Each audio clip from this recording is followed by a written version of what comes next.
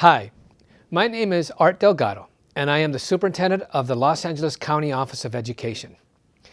Advancement via Individual Determination, or AVID, is very important to LACOE because we know that the AVID school-wide strategies will help all students meet the Common Core state standards. The AVID program helps to ensure that all students are given the chance to pursue and complete a college preparatory path, especially students often overlooked both in expectations and opportunities. It helps provide those students with not only opportunity, but also the tools to achieve success in four-year colleges. I am a product of the Montebello Unified School District, and I am very proud of how AVID has been successfully implemented throughout the district. You'll see this in the video of AVID at Bell Gardens High School. This video will show you how the teachers and students of Los Angeles County are using these effective AVID strategies as tools for academic success. Thank you, and I hope you enjoy watching this video.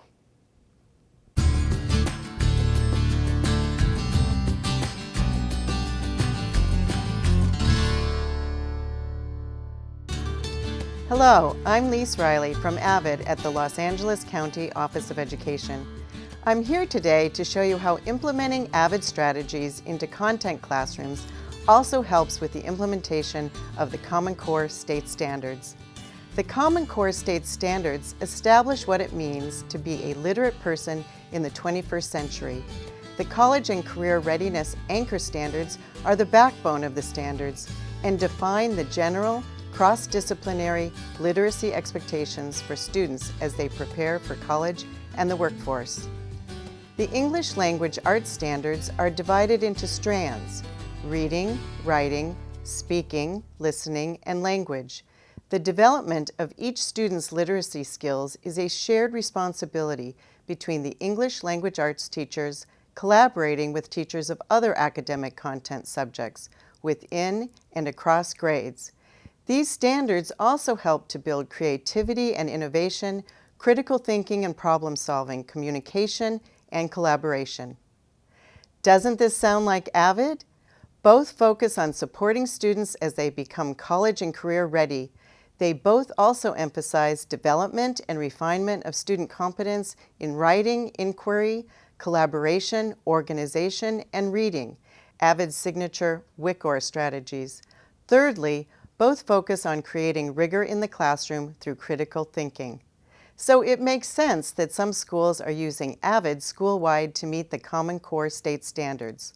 Let's take a look inside an English classroom at one of our national demonstration schools, Bell Gardens High School.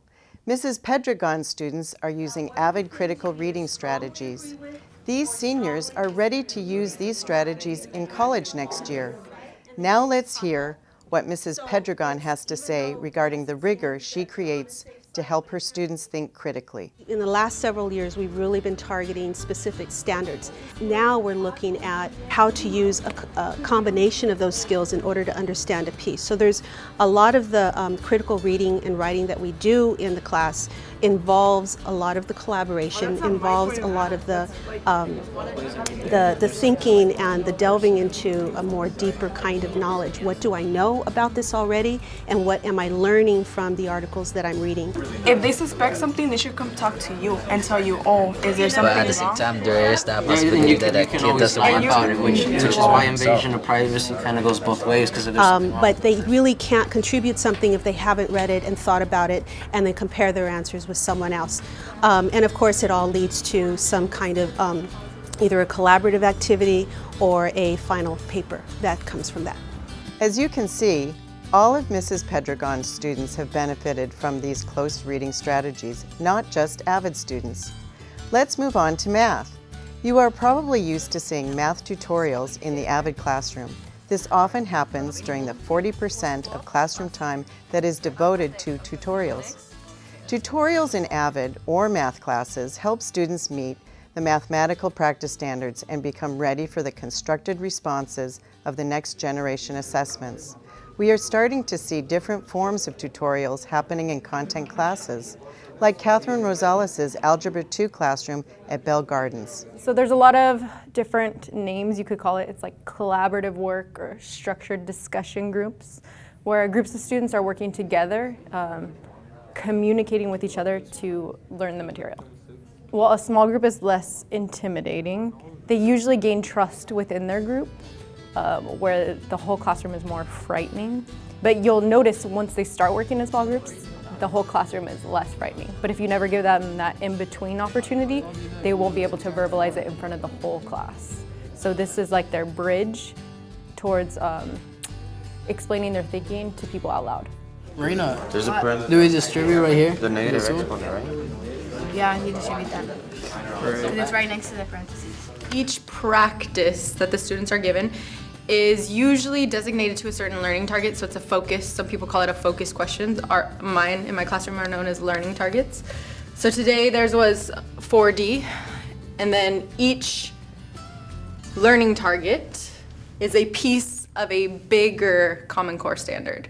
So then later on, like for their final or the semester test, they'll get assessed on that bigger Common Core standard than these little practice standards. A school doesn't have to be a national demonstration high school to be using AVID Schoolwide to help meet the Common Core state standards. Here is a middle school, Woodland Hills Academy in Los Angeles Unified School District, that has also moved forward with their Common Core implementation with buy-in because many teachers were already incorporating AVID strategies in their classroom because of their ongoing school-wide professional development. During their certification meeting, the AVID elective teachers provided evidence of their commitment to provide critical reading professional development, which is aligned to the Common Core state standards to all teachers.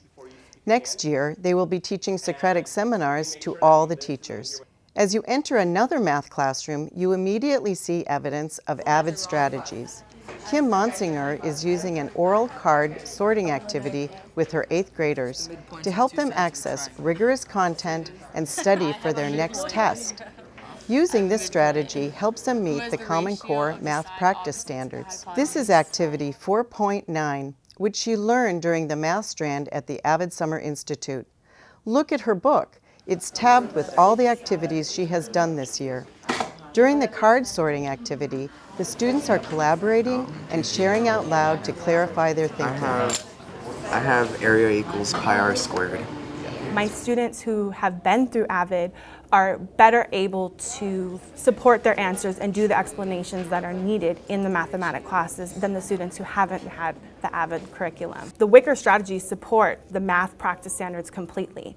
All of them are about engaging students in dialogue, in constructing viable arguments, in attending to precision.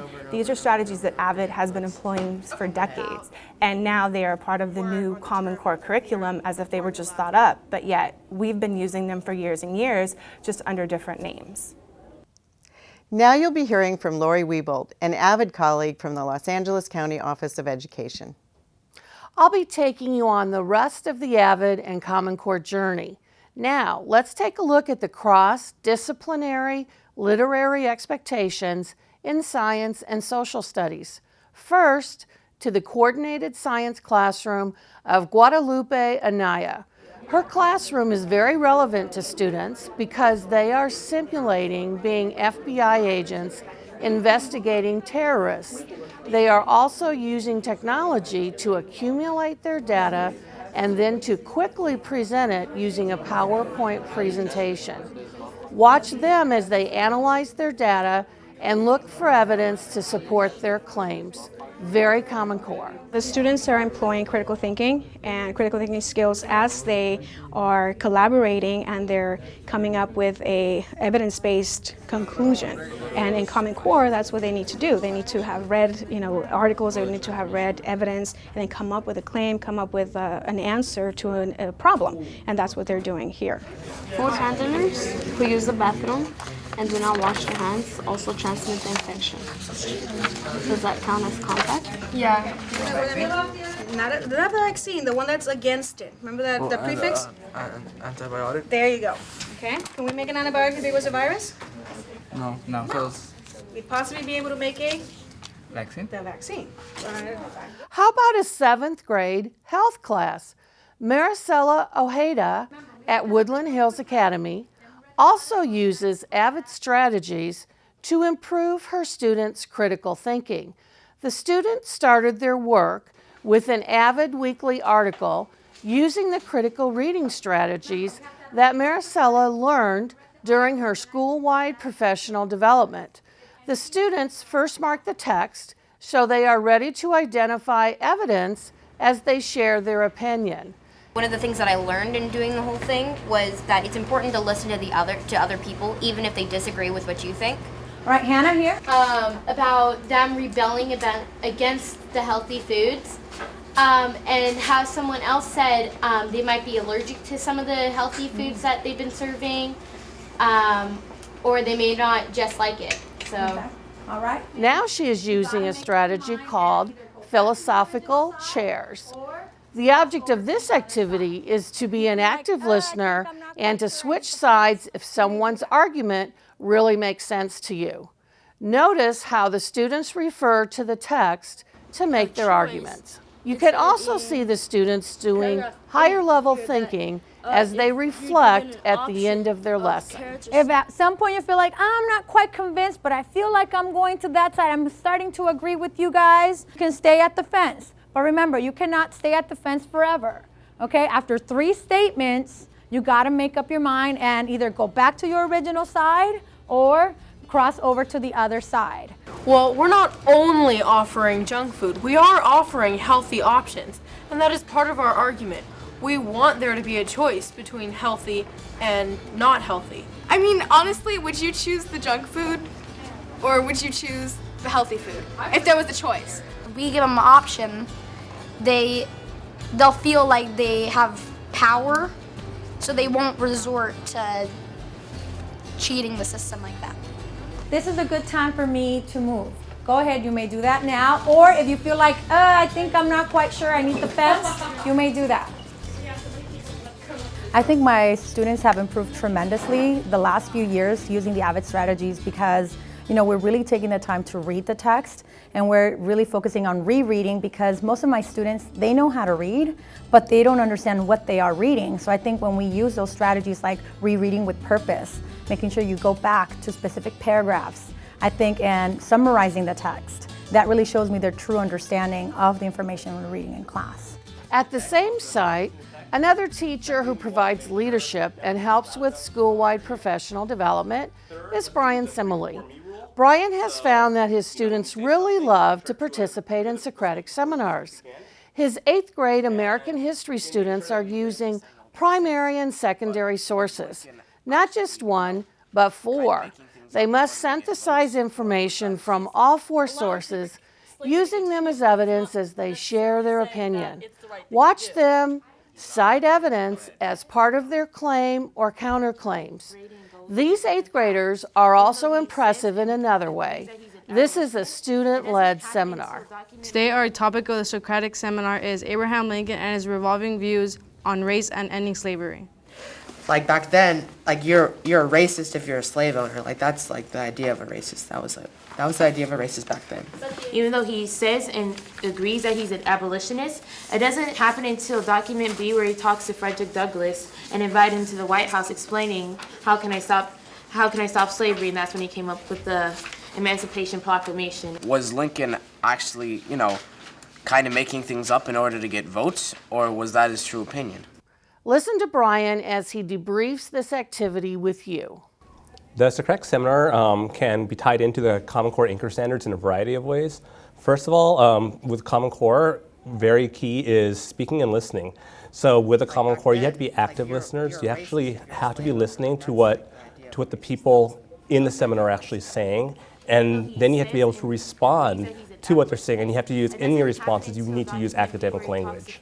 And you'll notice that when students do respond, you'll see the academic language.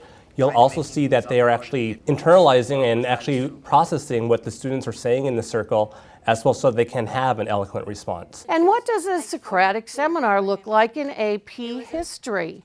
Think about how much better these students will do close reading, marking the text, and citing evidence if they have been doing this since middle school.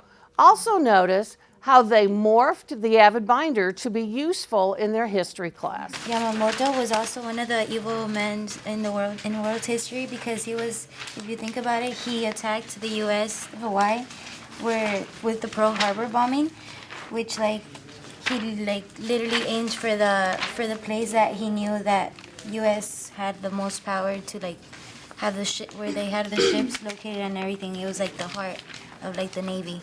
So our binder pretty much consists of work that we've done all year. The first tab is actually notes that we take by ourselves in the book, or notes that we take in class as a group.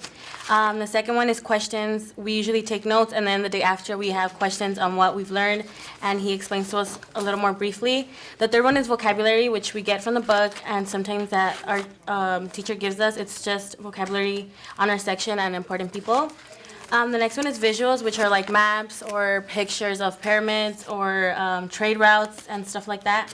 The next one we have is the pergels, which is just a basic map of what women's roles do, how the social life was in certain civilizations, the religions, and the social structure. And then we have writings, which are kind of like what we download from the internet or something, stuff we write, which are like DBQs or like theses on questions that we have. And then the last one is images and maps that we get online of civilizations or maps of around the world. By now, I bet you are wondering where the use of Cornell Notes is, since they are usually the first step when school-wide AVID training is infused into the professional development plan. We didn't forget. Hello, this morning we're using Cornell Notes in physical education. Cornell Notes for us is very important because it's a way for our students to improve their reading skills, improve their verbal skills. I use the Cornell Notes so that students are able to use it for their other classes as well, and it carries over to then be able to do a project, which is again what Common Core wants, that students can take the information they're learning in the class and take it outside, apply it in everyday life. And for them, it's going to be a 4-week summer workout plan. Whether you work at a middle school or high school AVID site, your AVID site team has the potential to improve instruction by sharing AVID strategies with their departments and school-wide. You already have heard one example of how this happened at Woodland Hills Academy. Let's hear how this happened at Bell Gardens High School. One of the exciting things that we've been able to do at Bell Gardens High School is implementation walks. Implementation walks is how we're bringing the AVID strategies school-wide. We need to talk about rubrics. We need to talk about how we're going to go into the classroom and have consistent observations. That's what we're looking for, so that we can help the teachers at the beginning of the year, so we're all headed in the same direction and we have a degree of calibration. Everything that you would see that would be in that category. Right. Like the perfect paper. Exactly. You can see how valuable it is when your AVID coordinator is part of a school's leadership team. But we know that the principal's vision is imperative as the school moves down the road to Common Core and AVID strategies. Let's hear from Mr. Juan Herrera, the principal at Bell Gardens. You'll notice that he refers to the research of John Hattie, who has done an exhaustive meta-analysis so we can study the effect size of different instructional best practices, many of which are part of Bell Gardens' school-wide plan. When you look at Hattie's strategies that he identifies in his book, the Visible Learning book, all the AVID strategies that we have are, in one way or another, tied to those strategies that have been identified as effective for schools, for students. Also, when you look at the effect size of organization, inquiry, all these have a very high effect size on student learning. Strategies that have a high effect size has to do with organization. There's cognitive and metacognitive skills that need to be developed. And again, the binder checks, the use of agendas, inquiry, critical thinking skills, all have a high effect size and have a high impact on student learning. It is true that by implementing AVID worker strategies, schools can be part of your Common Core state standard shifts. Instruction can be improved by using the leadership of your AVID site team to access rigorous content and build in the needed scaffolding. We want students who actively seek wide, deep, and thoughtful engagement with high-quality literary and informational text that builds knowledge, enlarges experience, and broadens worldviews. We want AVID students and all students to meet the Common Core state standards so they will be that literate person in the 21st century and college and career ready. Thank you for your attention and good luck with your school-wide implementation of AVID strategies.